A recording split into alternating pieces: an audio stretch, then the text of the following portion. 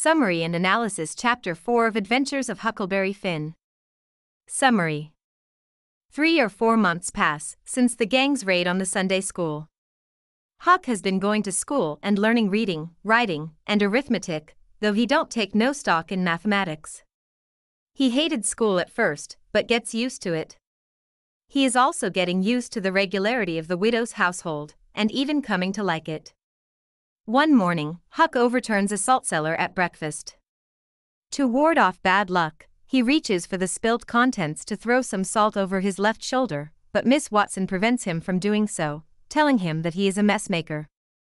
As Huck uneasily heads out of the house, he keeps a lookout for bad things coming his way.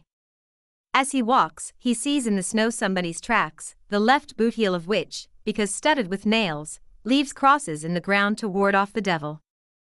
Huck nervously makes his way to Judge Thatcher's house. The judge tells Huck that the $6,000 he has left in the bank has collected interest, and warns him against taking any money out of the bank. Huck replies he wants Judge Thatcher to have all of his money. The judge, not quite understanding Huck's intentions, buys Huck's property for $1. Huck goes on to tell how Jim has a hairball, taken from the belly of an ox, that Jim does magic with. Huck goes to Jim, tells him that he saw Pap's tracks in the snow, those that leave the cross, and asks what Pap is going to do, and how long he is going to be around. Jim says something over the hairball and drops it on the ground, but the hairball doesn't talk. Jim explains that the hairball sometimes needs money to talk. Huck gives the hairball a badly counterfeited quarter with brass showing through the silver, saying nothing of the $1 he got from Judge Thatcher.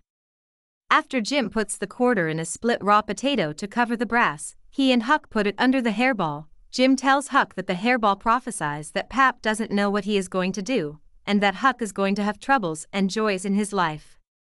When Huck goes up to his room, he finds Pap sitting there. Analysis. It is telling that Huck finds reading and writing valuable, both social subjects concerned with communication in the real world, but not arithmetic, a rigidly abstract subject.